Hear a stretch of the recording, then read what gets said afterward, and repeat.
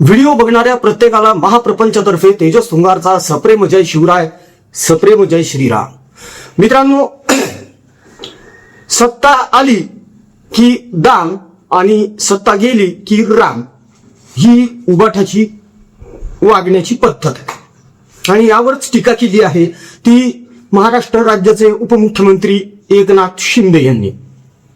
झालं असं की हनुमान स्तोत्र आम्हाला म्हणायचं आहे. आता हनुमान स्तोत्र यांनी कुठून आणलं कोणास ठाऊक उद्धव ठाकरेंनी, आणि मारुती स्तोत्र म्हणायच्या ऐवजी ते हनुमान स्तोत्र म्हणून गेले. बरं, रामरक्षेचं त्यांनी पुस्तक हातात घेतलेलं होतं, ते बघून वाचता पण आलं नाही त्यांना. आदित्य ठाकरे पण मागे तसेच उभे होते, त्यांनाही रामरक्षा म्हणता आलेली नाहीये. संजय राऊत पण तिथेच उपस्थित होते.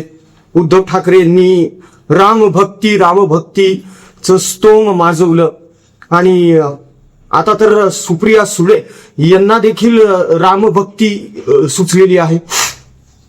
सुप्रिया सुळे यांचं म्हणणं असं आहे की अयोध्यामध्ये जो दुर्दैवी प्रकार घडलेला आहे, जी घटना घडली, त्यावर टीका करताना सुप्रिया सुळे म्हटल्या की आमचा राम आणि आमच्या रामाला बदनाम करू नका आणि आमच्या रामाबद्दल जर तुम्ही काही बोलणार असाल तर खबरदार, असं सुप्रिया सुळे बोलल्या. आता या त्याच सुप्रिया सुळे आहेत ज्या आषाढी एकादशीला, संकष्टी चतुर्थीला काय काय खातात आपल्याला सगळ्यांना माहिती आहे. त्यांनी स्वतःच सांगितलेलं आहे. सुप्रिया सुळे यांचे पिताश्री म्हणजेच काका हे तर सरळ सरळ सांगतात मी नास्तिक आहे. एकीकडे म्हणायचं मी नास्तिक आहे आणि दुसरीकडे म्हणायचं आम्ही तुमच्या देवांचे बाप आहोत. आता आपल्या पित्याच्याच या विधानावर आम्ही तुमच्या देवांचे बाप आहोत यावर सुप्रिया सुळे काही टिप्पणी करणार आहेत का? बरं, आता राम भक्तीचा जो ऑरा आहे तो या सगळ्यांनाच लागलाय बरं का. म्हणजे रोहित पवार यांना सुद्धा आता रामभक्ती सुचत आहे. आदित्य, उद्धव ठाकरे, सुप्रिया सुळे या सगळ्यांनाच आता राम आठवायला लागलेला आहे. खरं तर हे सगळं ढोंग आहे. एकनाथ शिंदे यांनी स्पष्टच सांगितलं की यांची रामभक्ती कशी तकलादू आहे, नकली, बोगस, भंपक आहे. तर एकनाथ शिंदे नेमकं काय बोललेले आहेत यांच्या या रामभक्तीच्या ढोंगावर ते आपण या व्हिडिओमध्ये बघणार आहोत. तेव्हा आजचा व्हिडिओ अजिबात चुकवू नका, पूर्ण बघा. व्हिडिओला सुरुवात करण्या अगोदर हात जोडून कळकळीचं आवाहन आणि विनंती आहे मित्रांनो, कर्करोगग्रस्त रुग्ण जे आहेत त्यांच्यासाठी आपण औषध उपचारांची सेवा आणि त्यांच्या हलाखीच्या परिस्थितीत असलेल्या नातेवाईकांसाठी भोजन व्यवस्था पुरवत आहोत. सोबतच आपला जो शेतकरी राजा आहे, जो संकट काळातून जात आहे, त्याच्या कुटुंबासाठी सुद्धा आपण सेवा सुविधा पुरवत आहोत. तेव्हा या कार्यामध्ये आपली नितांत गरज आहे आपल्या सहकार्याची, आपल्या पाठिंब्याची आणि आशीर्वादाची. तेव्हा आपले सहकार्य परिवारासोबत निश्चितपणे असू द्या. आपलेच हे माता बंधू भगिनी आहेत ज्यांची आपण सेवा करतोय. मित्रांनो, दिल्या गेलेल्या जीपे, फोनपे क्रमांकावर आपण आपल्या इच्छेने, मर्जीनुसार जे सहकार्य करता येऊ शकतं ते निश्चित करा. योगदान दिल्यानंतर त्या ट्रान्झॅक्शनचा स्क्रीनशॉट परिवाराच्या व्हॉट्सअपवर नक्की ठेवा, म्हणजे त्याची रीतसर पावती पण बनवता येईल, त्याचा ट्रॅक रेकॉर्ड ठेवता येईल आणि आपण कोणत्या सेवा पुरवत आहोत सध्या हे सुद्धा तुम्हाला कळवण्यात येईल. तेव्हा सहकार्य असू द्या. चला आता बघूया एकनाथ शिंदे यांनी उद्धव ठाकरेंचे कसे वाफाडे काढलेले आहेत. कालपर्यंत सभापती महोदय राम भक्तांना हरामखोर म्हणणारे आज रामरक्षा म्हणू लागले.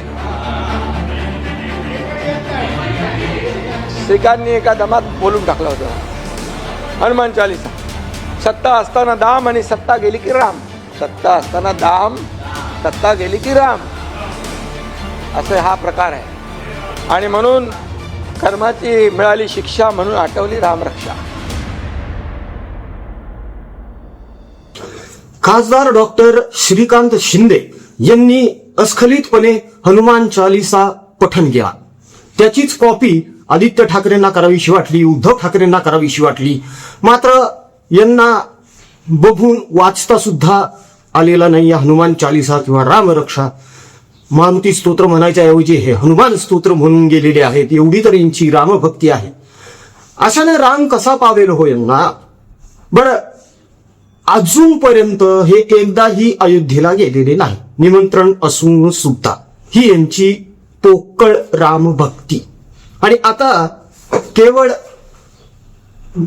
मतं मिळवायची आहेत हिंदूंची, रामभक्तांची, म्हणून आता हे ढोंग चालू झालेलं आहे उद्धव ठाकरे यांचं. मात्र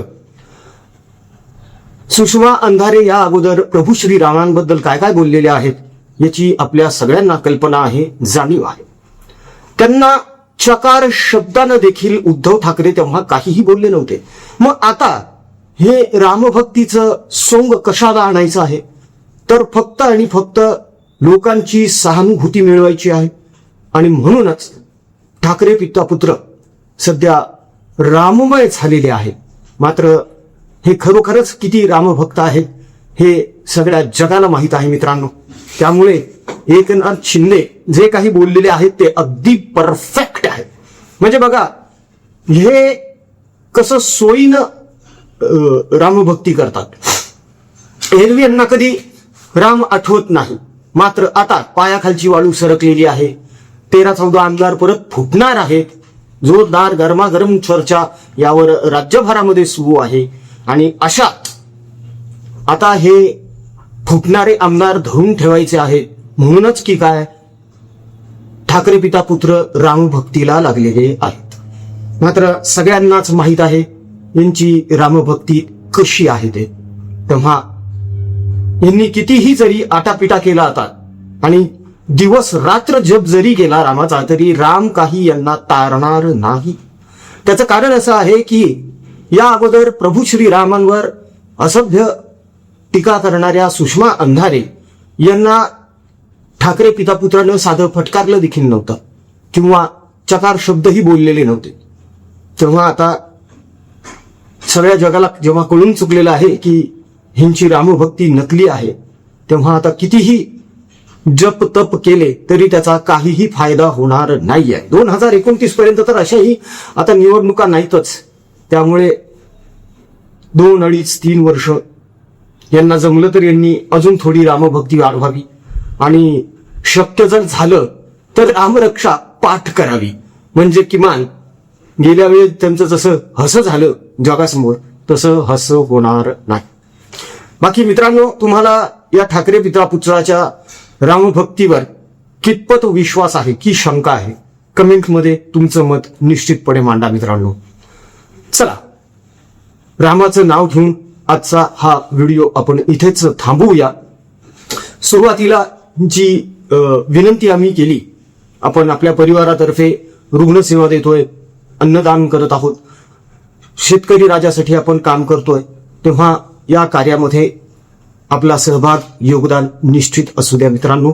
जीपे फोनपे क्रमांक तुमच्या स्क्रीनवर तुम्हाला दिसत आहेत, तेव्हा त्यावर आपल्या इच्छेनुसार मर्जीनुसार आपल्याला जे योगदान देता येऊ शकेल निश्चित द्या आणि सहकार्य करा. पुन्हा भेटूया पुढच्या व्हिडिओमध्ये. जय हिंद, जय महाराष्ट्र, वंदे मातरम, जय शिवराय, जय शंभूराजे, जय भवानी, जय जगदंब, भारत माता की जय, जय श्रीराम.